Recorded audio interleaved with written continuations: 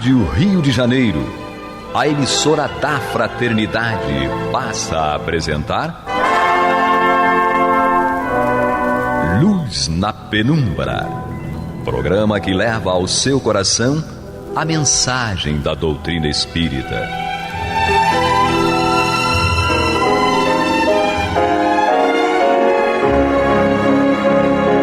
E com vocês, João Batista, para o estudo de O Livro dos Espíritos, da obra codificada por Allan Kardec. Papai do céu nos guarde, nos abençoe. Louvado seja nosso Senhor Jesus Cristo, e que possamos fazer do tempo essa dádiva que a todos nós é dada de maneira igual, um recurso a mais, para que a nossa caminhada seja cada dia mais firme e consistente na conquista dos valores espirituais que nos levarão à verdadeira felicidade. Hoje, vamos iniciar o estudo de um tópico extremamente importante para nós, não simplesmente espíritas, para nós espíritos que somos, pois que é um atributo da condição de ser espírito. Quando atingimos este atributo, nos tornamos artífices da nossa própria vontade e da nossa felicidade. Este atributo chama-se livre-arbítrio. Vamos hoje estudar sua primeira parte, nas perguntas de 843 a 846, e na próxima semana encerraremos o estudo. Temos aqui para estudar conosco Angélica Lopes. Queridos, que seja o estudo a ferramenta de libertação e de progresso nosso. E temos aqui o nosso Astênio também para contribuir com o seu trabalho. Cada dia é uma página nova no livro da nossa vida. Então hoje eu vou formular a primeira pergunta, Ladies First, para Angélica. Pergunta 843. O homem tem o livre-arbítrio de seus atos? O que respondem os espíritos? Bom, os espíritos nos dizem: já que tem a liberdade de pensar, tem também a de agir. Sem o livre-arbítrio, o homem seria uma máquina.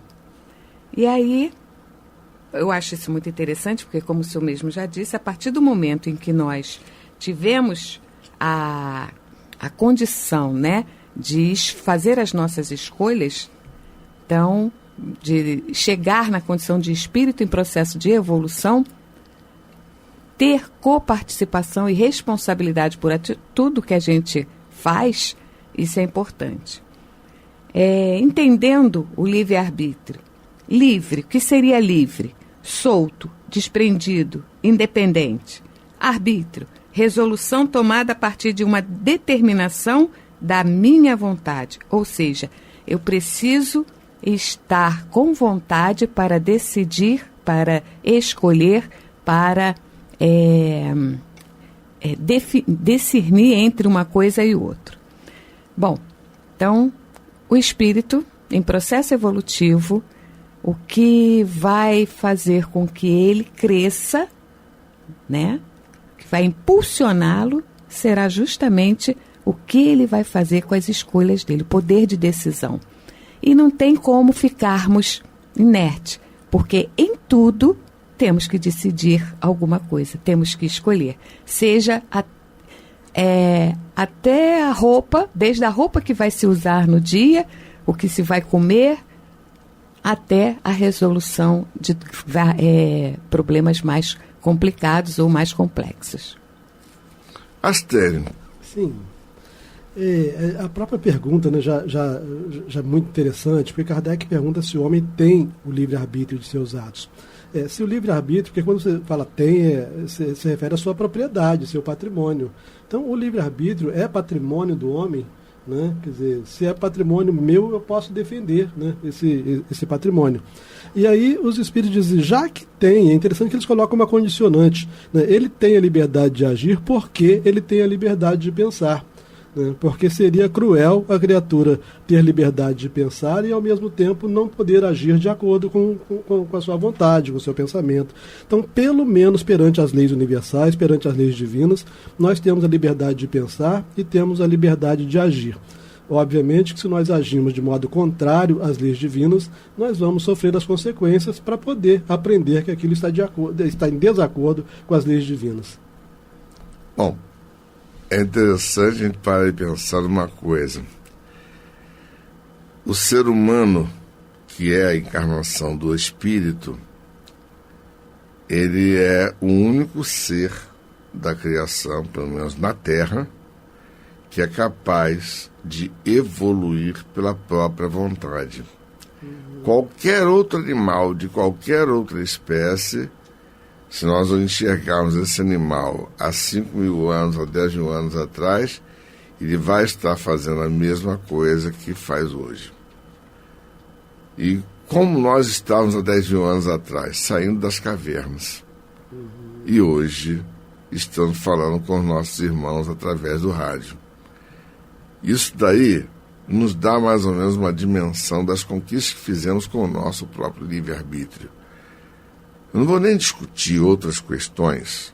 O mais importante é levar em consideração que as conquistas que nós fizemos pela nossa própria vontade, pela nossa capacidade de aprender com ensaio de acerto e erro, é que nos trouxe ao progresso. E é lógico, o progresso ele não é uma coisa indolor.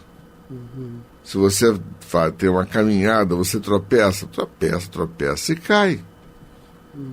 Vai doer? Vai doer, mas se você não tropeçar, você não vai aprender a se firmar melhor sobre os pés. Então, lógico, existe uma lei de causa e efeito também que rege a nós. Fazemos livremente, porém também teremos a colheita obrigatoriamente. Sim. Então, o livre-arbítrio e a lei de causa e efeito nos balizam na direção da felicidade, através do progresso que começa dentro do perfil intelectual primeiro e, na medida exata da nossa própria vontade, nós vamos conquistando aqueles valores morais que devem reger a nossa vida, né? É interessante que no relacionamento humano, a gente aprendeu com Cristo, já que nós somos livres, o Cristo sabia disso, mas que nós, no relacionamento humano, nós devíamos fazer ao nosso próximo somente aquilo que nós desejássemos que o nosso próximo nos fizesse. Né? Essa, então, seria a chave para a gente saber... É a regra áurea. Isso, de que modo eu devo exercer o livre-arbítrio para não ter problemas, né? Exatamente. Pura sensatez, né? Pura sensatez. A gente nem entra no método da questão do amor, do relacionamento. Basta ser sensato. Bom, Astênio, então, a pergunta 844. O homem goza do livre-arbítrio desde o seu nascimento? É interessante que na questão anterior o verbo era ter, né? O livre-arbítrio ser patrimônio. Aí aqui o verbo é gozar. Né, você poder usufruir do livre-arbítrio, né? Desde que momento da sua existência você já usufrui do livre-arbítrio. E a resposta dos espíritos, como sempre, também muito sensata, eles dizem que há liberdade de agir desde que haja vontade de fazê-lo. Então, a vontade ela vai se manifestar em cada criatura em momentos diferentes, né, em idades diferentes. A partir do momento em que ela tem a vontade de fazer, ela automaticamente pode gozar do livre-arbítrio. E eles esclarecem, nas primeiras fases da vida, a liberdade é quase nula. Né? Não é totalmente nula, porque, afinal de contas, é um ser inteligente que ali está encarnado desde o primeiro momento, desde a primeira hora. Então, nas primeiras fases da vida, a liberdade é quase nula. Desenvolve-se e muda de objeto com o desenvolvimento das faculdades. Estando os pensamentos da criança relacionados com as necessidades que a sua idade reclama, ela aplica o seu livre-arbítrio às coisas que lhe são necessárias. E a gente verifica, né, crianças às vezes exageram no exercício do seu livre-arbítrio, né, com manhas, né, com brigas, com reclamações, né, que demonstra muito bem, né, já nos primeiros momentos ela tem ideia do que ela quer e ela já defende o que ela quer, né, desde muito cedo. Mas aí que é o processo educacional da história, né, Angélica? E aqui a gente pode exercer também um paralelo entre uma vida presente, por exemplo, em que é tocado o que a Stene colocou, né? Mas também a gente vê no processo evolutivo da humanidade, né, a fase que nós nos encontramos. A infância, a adolescência, a fase adulta e a fase do discernimento, né, na fase senil, né? E nós temos que observar que a vontade, ela vem, as escolhas vêm segundo as nossas vontades e, a princípio, cumprindo, na fase infantil, as necessidades inerentes, às nossas necessidades.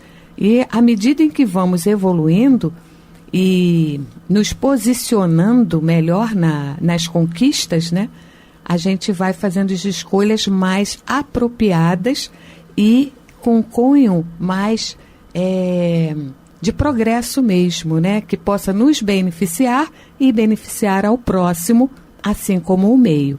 Então, é uma escala crescente, onde nós somos 100% responsáveis e não podemos transferir as responsabilidades das nossas escolhas para ninguém, nem nos omitir a elas, porque às vezes a gente toma atitudes assim de omissão mesmo, não fazer a escolha, mas em determinado momento vai ter que escolher sim, porque você está numa escala progressiva, então você tem que dar a tua contribuição.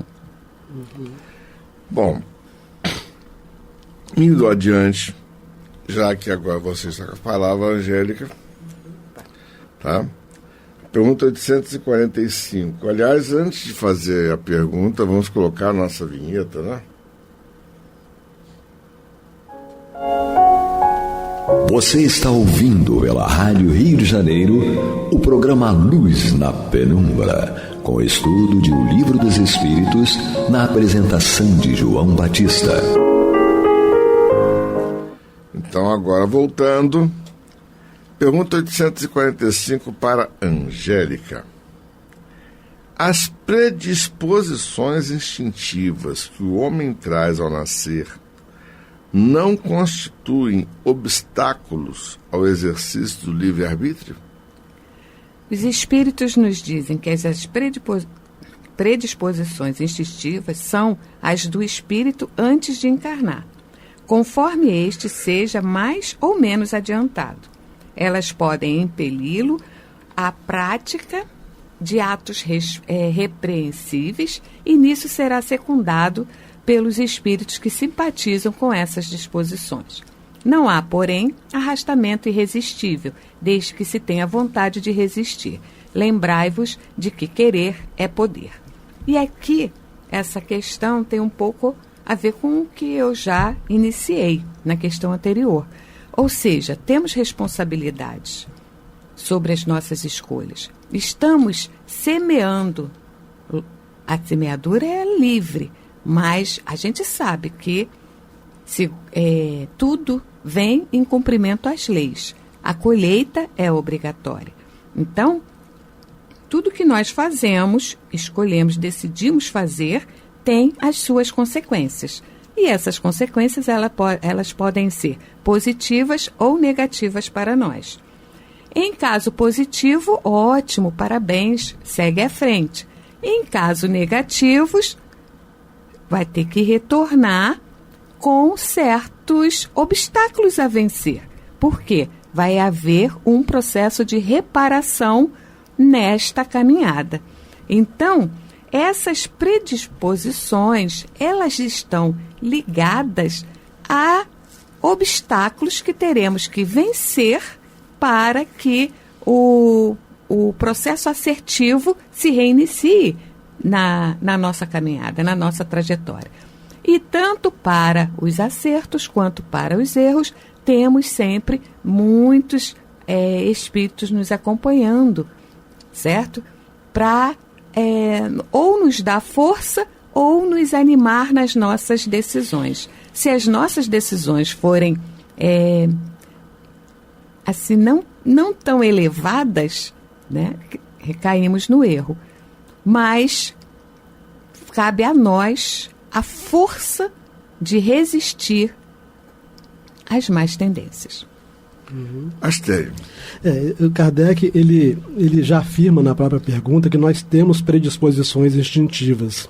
Ou seja, nós temos predisposições que nos levam a praticar atos e que não resultam do nosso prévio raciocínio, né? E aí os espíritos, né, para deixar a responsabilidade ainda toda sobre os nossos ombros, eles dizem que essas próprias predisposições instintivas, elas são do espírito. Ou seja, eu fui livre como espírito eterno, eu fui livre para criar todos esses valores que geram essas predisposições. Então, mesmo quando eu ajo em decorrência dessas predisposições instintivas, eu sou totalmente responsável, porque foi eu que construí essas predisposições instintivas. Não foi a natureza que me deu essas predisposições. Eu achei assim, muito interessante nessa resposta, e os espíritos, sempre que podem, eles batem nessa tecla, que ele diz assim: não há, porém, arrastamento irresistível, né, desde que se tenha vontade de resistir. Isso aqui combate qualquer alegação que a criatura possa fazer de que errou em razão de obsessão, que errou em razão de estar alcoolizado, né? Então você poderia ter evitado a obsessão, você poderia ter evitado o alcoolismo. Então não há, porém, arrastamento irresistível. E aí consiste o nosso livre-arbítrio. E tudo está ligado aos nossos atos, né? Todo Sim. esse envolvimento está ligado. São nossas conquistas. Se são boas ou ruins, são nossas. Sim. Exato. É interessante que os espíritos nos remetem à pergunta 361 e 361A e que falam basicamente a respeito das qualidades morais, boas ou más, do homem. E aí Kardec, na 361A, diz: parece resultar daí que o homem de bem é a encarnação de um espírito bom e o homem vicioso a de um espírito mau. E aí é interessante que a resposta dos espíritos é magistral. Sim, mas dizei antes que o homem vicioso é a encarnação de um espírito imperfeito. Pois, do contrário, poder-se-ia crer na existência de espíritos sempre maus, a que chamais demônios. Gente, isso é um negócio de é um corte incisivo de uma exatidão enorme. Os espíritos nos dão a noção de que as palavras têm que ter a dimensão que lhes são próprias. Exato. Somos imperfeitos, mas somos perfectíveis. E fecha exatamente com o final da resposta. Lembrai-vos de que querer é poder. Desde que queiramos, nós temos que saber querer, né? É verdade. Uma pergunta 846 que encerra o nosso estudo de hoje, para o Astênio. O organismo não exerce alguma influência sobre os atos da vida? Caso haja essa influência, não será exercida com prejuízo do livre-arbítrio? A resposta dos espíritos é uma resposta meio longa, né?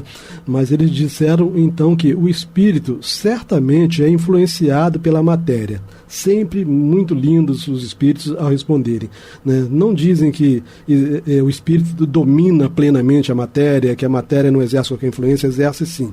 Então o espírito certamente é influenciado pela matéria, que pode dificultar as suas manifestações. Então, enquanto estamos no plano físico, nós podemos ter algumas dificuldades em razão da matéria. Daí porque, nos mundos em que os corpos são menos materiais do que na Terra, as faculdades se desenvolvem com mais liberdade. Então, as faculdades do espírito se desenvolvem com mais liberdade na medida em que os corpos são mais tênues, né, menos pesados. O instrumento, porém, não confere a faculdade. Então, o instrumento aqui é o corpo, ele não confere a faculdade do espírito, as faculdades dos espíritos. Ademais, é preciso que se distingam as faculdades morais das intelectuais. Se um homem tem o instinto do assassínio, seguramente é seu próprio espírito que o possui e lhe transmite, e não os seus órgãos, né? Então não podemos culpar o nosso corpo, o nosso instrumento de evolução, pelas nossas quedas. A responsabilidade é sempre totalmente nossa como espíritos. Aquele que aniquila o pensamento para ocupar-se apenas da matéria, torna-se semelhante ao bruto, e ainda pior que este, pois não pensa mais em se prevenir contra o mal.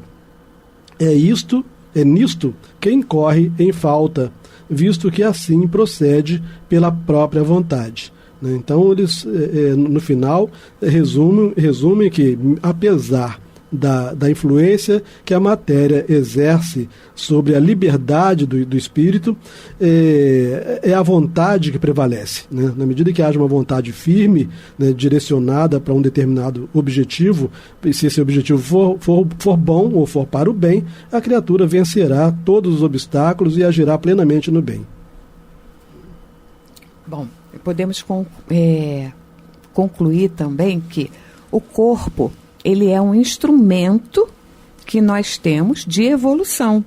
E, como todo instrumento que Deus nos coloca à disposição, eles vêm com um papel, né, corretivo e de aprendizado.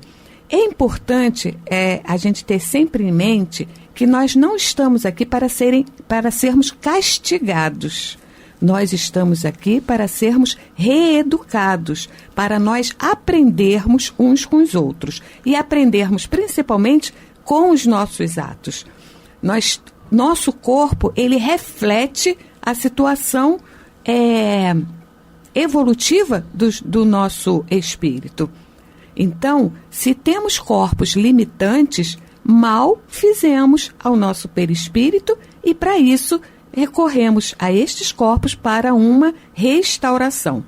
Então, existe dentro da física quântica, existe uma mensagem, né, que eu acho muito importante, que não somos culpados, né, das coisas, nós somos a causa de tudo. Então, nós temos que ter esta responsabilidade. Se algo de ruim, ora, estou vivendo, vamos refletir para saber como posso modificá-lo, porque a causa sou eu mesma. É como eu ouvia antigamente a minha amiga José dizendo assim: não é a carne que é fraca, o espírito é que é desavergonhado. Parece piada, mas, digamos assim, ela sintetizava numa frase tudo que está aqui exposto pelos espíritos, porque a vontade é do espírito.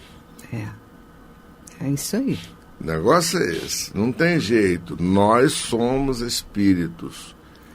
Se o espírito é o motor da vontade e o corpo é apenas o executor da vontade, quem é que governa quem? Se eu dirijo um carro, tá? Eu tenho que ter noção que quem dirige, quem governa o carro sou eu.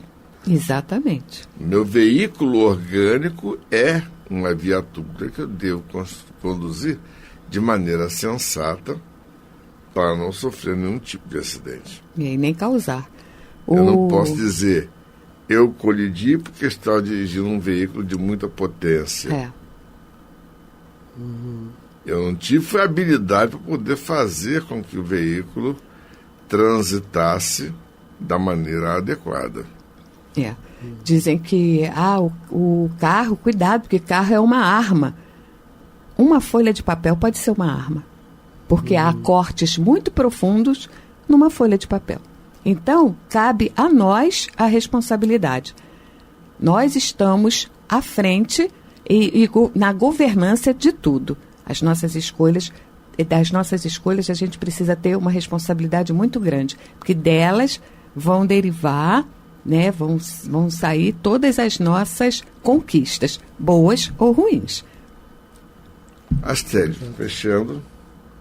a respeito ainda dessa questão. Eu lembrei, né, as pessoas costumam muito alegar quando elas são agressivas, elas dizem que eu tenho sangue quente. Né? Eles estão falando exatamente que como se o organismo fosse responsável pelo destrambelho delas, né? Então, o que nós estamos aprendendo aqui com os espíritos é que não existe sangue quente. Não existe nós é que nos esquentamos. Exato. É isso aí. Então, gente, encerrando nosso trabalho, vamos agradecer, que reflitamos a respeito de tudo que foi exposto. Papai do céu nos guarde, nos abençoe, hoje, agora e para todo sempre.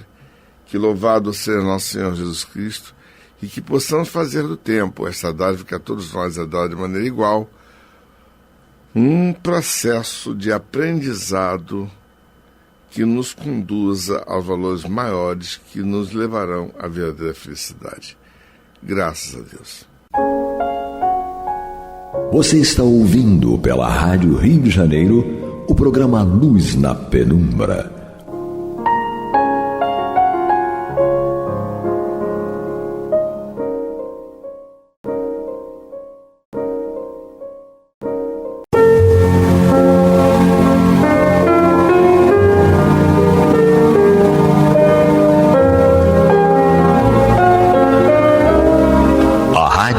Janeiro está levando ao seu lar e ao seu coração a mensagem consoladora da doutrina espírita, através do programa Luz na Penumbra.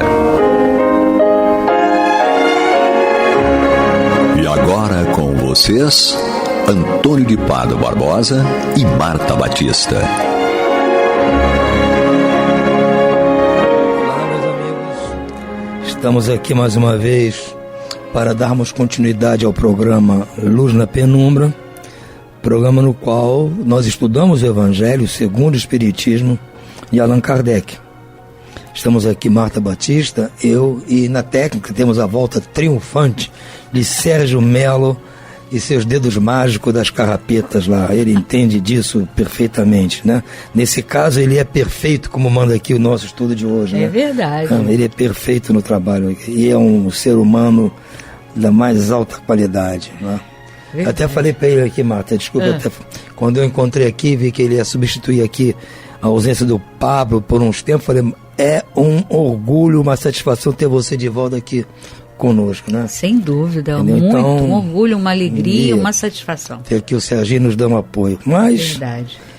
Falando em ser perfeitos, nós temos aqui um ser perfeito ao meu lado. Imagina. Então vamos pedir a ela... Com certeza, um ser perfeito em construção.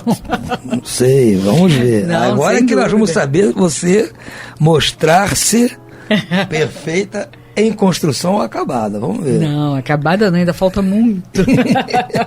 Então, a bola está com você, Marta. Vamos lá, então. Vamos lá. Nós iniciaremos o capítulo 17, Sede Perfeitos. Vamos começar tratando do tema Caracteres da Perfeição, que são os itens 1 e 2, né, do capítulo 17. E vamos ver, né, o que, se nós conseguimos retirar desse capítulo, né, identificar esses caracteres da perfeição que a humanidade pode aspirar e que, bem conhecendo, né, e praticando os meios que a essa perfeição nos conduzem, nós, então, possamos ter uma vida de relação mais tranquila, mais pacífica e mais feliz. Esse é justamente o objetivo. Estamos aqui para nos melhorarmos e progredirmos até atingirmos aquela classe primeira, né, e única dos espíritos puros. Isso, então, logicamente, temos aí uma jornada grande de trabalho ao longo dessas múltiplas existências que certamente nos conduzirão a essa perfeição. Mas, para que a gente atinja essa perfeição, e lógico que estamos muito distantes disso, é necessário que a gente conheça, né, esses caracteres para que possamos tê-los como meta. Então vamos ver o que Kardec nos traz. Ele inicia colocando aqui uma passagem de Mateus, no capítulo 5, versículos 44 e 46 a 48. E vamos então ver o que essa citação e mais a fala de Kardec nos mostra sobre a perfeição. Amai os vossos inimigos, fazei o bem aos que vos odeiam e orai pelos que vos perseguem e vos caluniam. Então ele já inicia, né, falando para que a gente entenda qual é o patamar da perfeição, né? Não é só amar o próximo, ele já inicia, amai os vossos inimigos.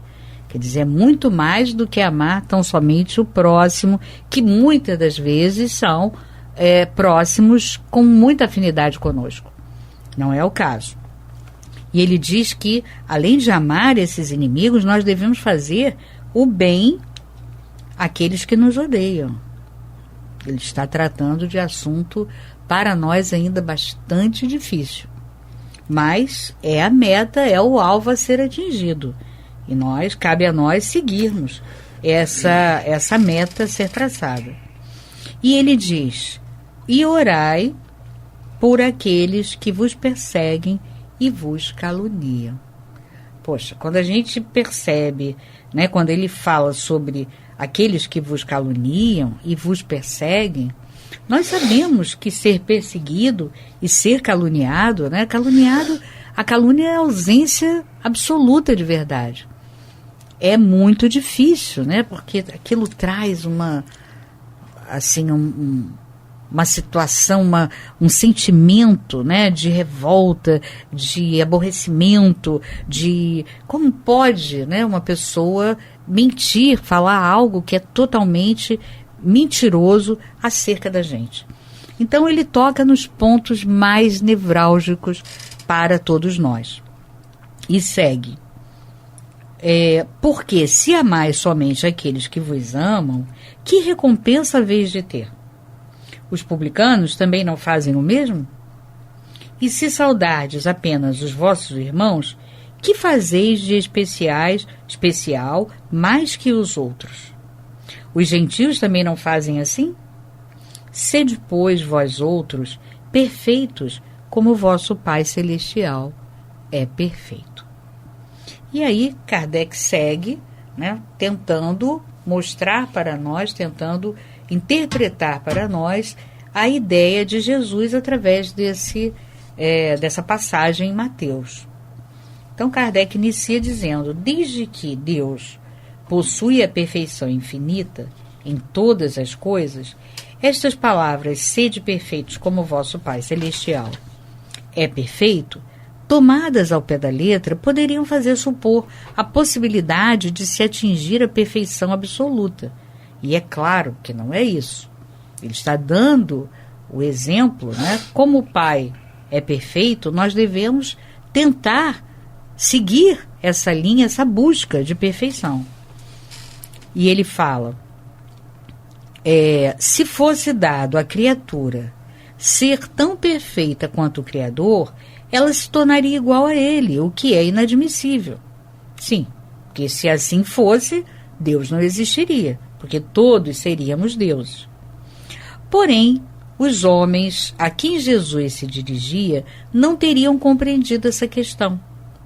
Ele então se limitou a apresentar-lhes um modelo e dizer que se esforçassem para alcançá-lo. Então, Deus, na sua perfeição, passa a ser um modelo.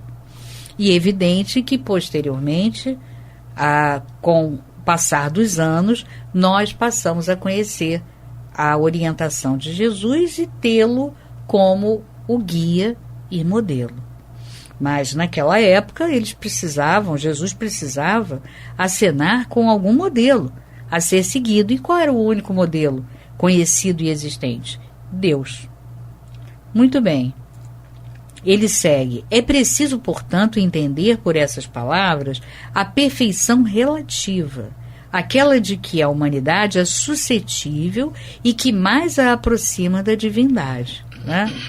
Então, vamos começar aqui a refletir sobre essa questão da perfeição, que Jesus nos oferece como modelo Deus, e ligar essa perfeição, essa busca da perfeição, à ideia de nós amarmos ao nosso próximo e, sobretudo, aos inimigos, aqueles que nos odeiam, aqueles que nos perseguem, que nos caluniam, que nos fazem mal. Qual seria essa relação, né? Porque, na verdade, a perfeição só é atingida quando o coração se vê despojado de toda e qualquer mácula, né? De rancor, de ódio, de ressentimento. Então, com certeza, essa é a ligação.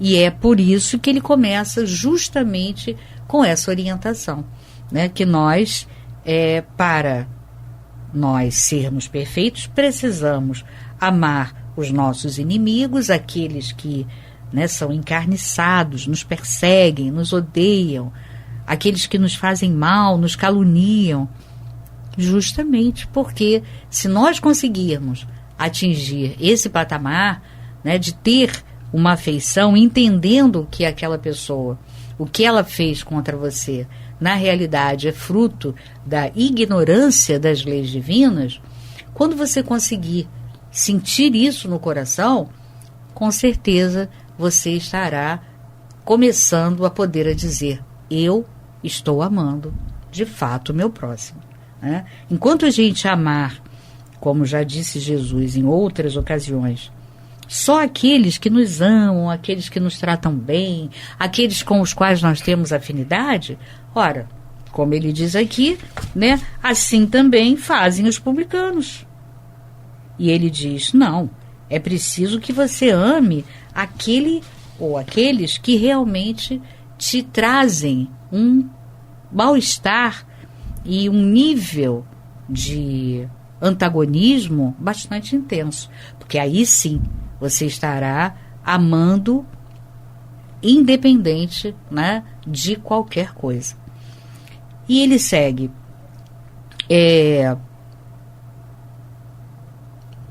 Mas em que consiste essa perfeição? Jesus o diz: amar seus inimigos, fazer o bem àqueles que nos odeiam, orar pelos que nos perseguem. Ele mostra com essas palavras que a essência da perfeição é a caridade, no seu mais amplo significado, porque ela traz como consequência a prática de todas as outras virtudes. Olha que maravilha, né? Por isso ele recomendou e disse que você só atingiria a perfeição quando você conseguisse chegar nesse patamar de amar o seu inimigo, de ter por ele, né, um carinho, uma afeição, como se você tivesse com aqueles que vos amam, aqueles que te tratam bem, com os quais você tem identificação e afinidade. Porque dessa forma é você evidenciar a caridade no seu mais alto grau. E a caridade, como ele diz, ela é a consequência prática de todas as outras virtudes. Então, amar o inimigo, né, a importância de ter o inimigo no tocante ao nosso aperfeiçoamento é justamente essa colocação, né, ele é colocado por Deus ao nosso lado e nós seremos o quê? Advertidos com franqueza, né, daquilo que faria um amigo. Portanto, aquele que não tem nenhum interesse em mascarar a verdade. Ora, assim, nós vamos, então, construindo e entendendo aquela máxima que nos fala sob várias óticas, sob várias facetas, né? A caridade é a bandeira, uma das bandeiras do Espiritismo, justamente porque é ela, como ele diz aqui, que traz a consequência, como consequência, a prática de todas as outras virtudes. Então, quando nós conseguirmos ser caridosos, né, nós somos piedosos, nós somos benevolentes, nós somos tolerantes, nós somos pacientes. Quando nós reunimos todas essas virtudes, elas reunidas representam o quê? A caridade. E é a representação máxima da caridade você ter esse sentimento de tolerância, de piedade, de benevolência, de indulgência por aquele que está te prejudicando, por aquele que está te fazendo mal. Então, É aquela pergunta que ele faz, né? Qual seria a vantagem de nós só amarmos aqueles que nos amam? Não tem vantagem. Se a pessoa te trata bem, se a pessoa tem vários pontos de afinidade com você, e ela é uma pessoa carinhosa com você, educada, né? Te respeita, qual é a vantagem? Claro que você vai amá-la, né? Porque ela não te fere em nada.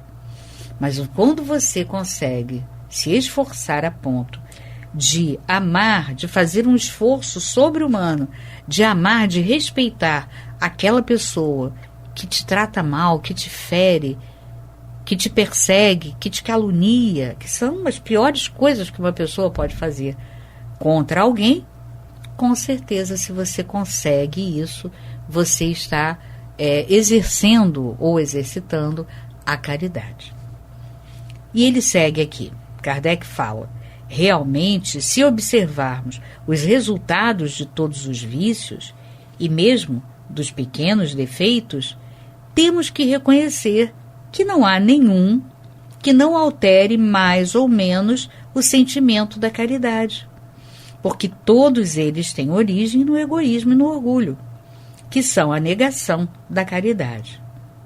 Porque tudo que estimula exageradamente o sentimento da personalidade destrói, ou pelo menos enfraquece, os elementos da verdadeira caridade, que são a benevolência, a indulgência, a abnegação e o devotamento. Bom, quando a gente começa a refletir sobre o que ele nos diz aqui, que é importante, né, a gente entender que o egoísmo e o orgulho, eles representam a negação da caridade, a gente inevitavelmente vai se lembrar de uma orientação no Livro dos Espíritos, lá no final do livro, na questão 895, quando Kardec pergunta aos espíritos, depois do egoísmo e do orgulho, se existe alguma coisa, né, tão difícil, tão ruim, que possa atrapalhar o nosso progresso. E o que os espíritos dizem? O interesse pessoal.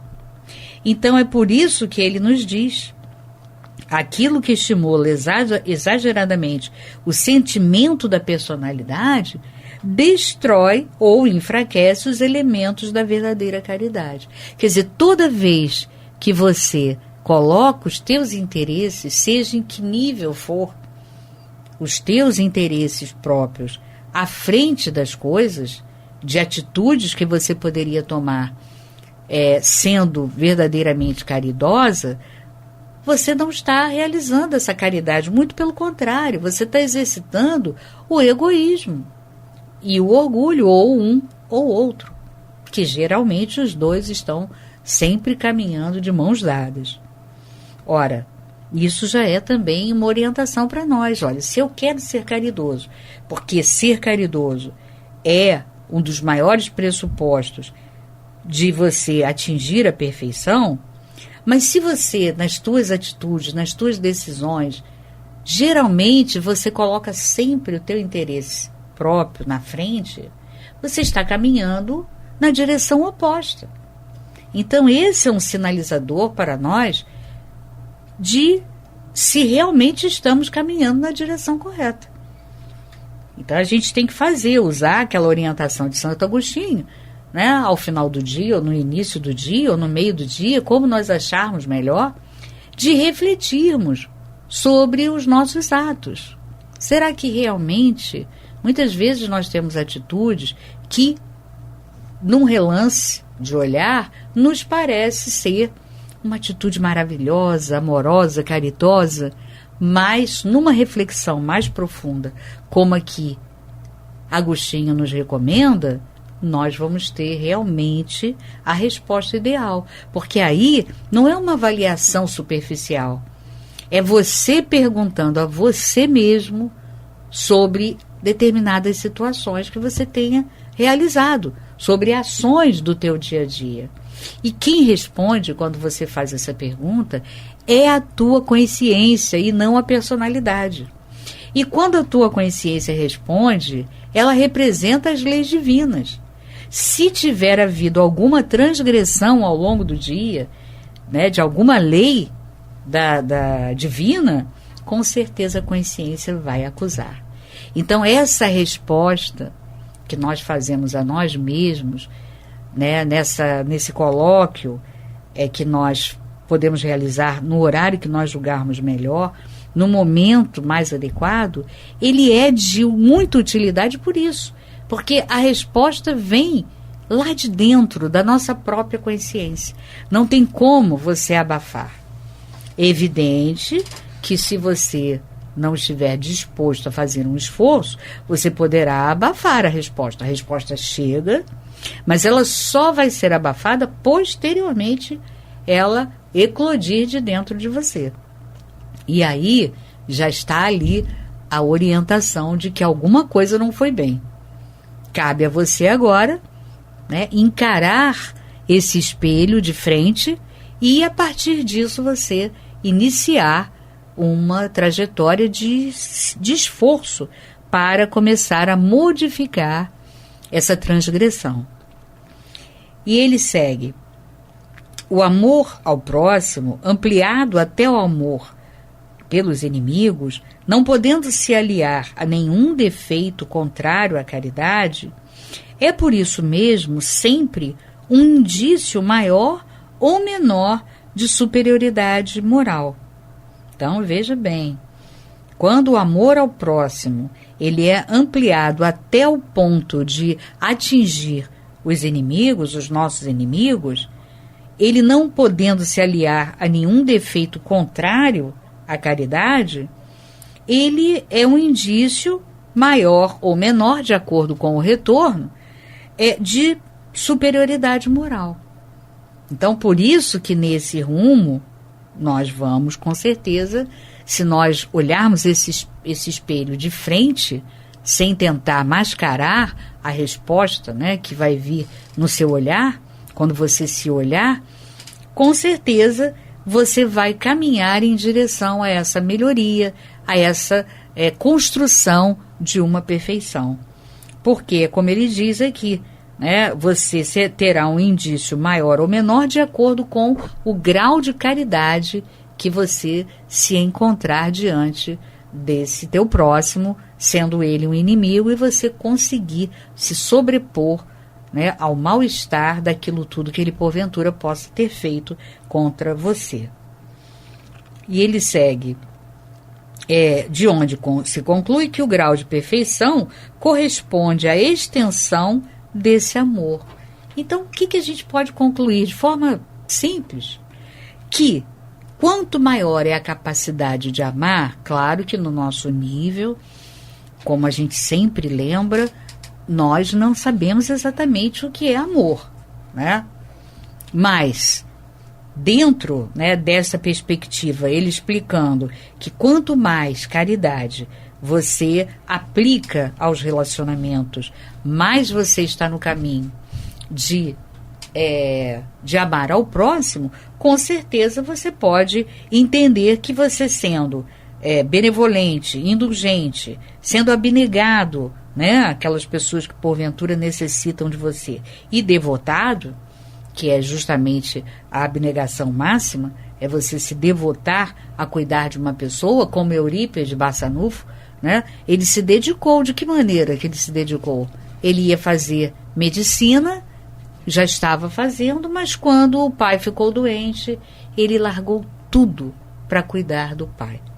Então, esse é o devotamento e a abnegação. Então, a gente vai observar que o nosso grau de perfeição vai corresponder a essa extensão desse amor. Quer dizer, quanto maior capacidade de amar, mais você está no caminho de se construir um ser cada dia mais perfeito. E ele segue, conclui: eis porque Jesus, após ter dado aos seus discípulos as regras da caridade, no que ela tem de mais sublime, lhes disse: sede perfeitos como o vosso Pai Celestial é perfeito. Quer dizer, então, que nós possamos usar, né, esse link que ele nos oferece da caridade como sendo a essência da perfeição, e através desse encontro com o nosso eu, todos os dias, nos olhando no espelho e vendo e verificando se realmente nós fizemos o que pudemos durante aquele dia, e se fizemos o melhor de nós, não ferindo as leis divinas, com certeza você está no rumo correto para atingir essa perfeição. Não é mesmo, Antônio? Corretamente, Marta. O que às vezes nós temos muita dificuldade de entender, por isso, como você falou, nós não sabemos bem o que é o amor, o que é amar, praticar o verbo amar, é que o amor, a prática do verbo amar, é uma atitude unilateral, é uma atitude sua. Você ama. Não depende da ação de terceiros. Não depende. Não importa. É uma coisa sua. Você ama. Se o outro amar também, é uma decisão dele. Ele também está amando. É uma decisão unilateral. Porque você ama independentemente de que o outro ame ou não ame você. Não é mais uma atitude sua, não depende de você isso. Então não é uma atitude bilateral, é uma atitude unilateral. Ou seja, nós temos que ser semelhantes ao Pai, como disse Jesus aqui. Porque Jesus não disse lá, no Sermão do Monte, que o Pai não faz acepção de pessoas. Ele manda o sol e a chuva para justos e injustos, para bons e maus. Mas vamos ficando por aqui hoje, mas voltaremos a esse assunto ainda no próximo programa. Por hora, muita paz a todos. Muita paz.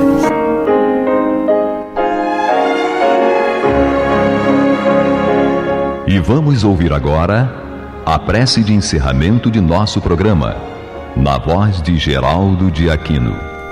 Jesus, dá-nos coragem para a luta, piedade para os insultos e misericórdia para as injustiças e ingratidões.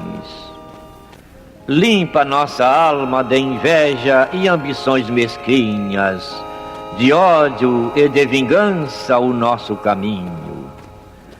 E que dentro em pouco, ao recolher-nos de novo ao calor do nosso leito, para que o sono nos dê a paz e o esquecimento das tristezas humanas, possamos sentir, Senhor, no mais íntimo de nosso ser, a doçura indefinível do Teu amor e a grandeza incomparável da Tua divina presença. Que assim seja.